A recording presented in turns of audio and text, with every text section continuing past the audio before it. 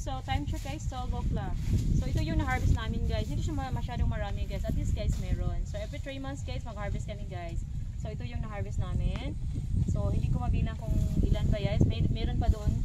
Hinahakot pa guys yung iba. So katatapos lang guys no. So we're running out of time. So kailangan namin bilangin para uwi na kami guys kasi hapon ano. So thank you guys for watching guys. Salamat po sa mga followers guys. Sa mga YouTube channel. Sa Facebook page.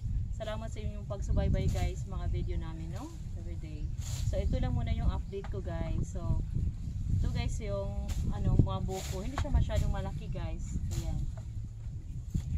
May mga maliliit din. Kagaya nito.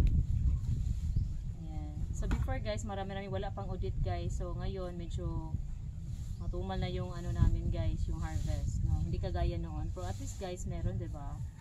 So ito yan guys yung kabuuan guys. Thank you guys for watching. I love you all and God bless.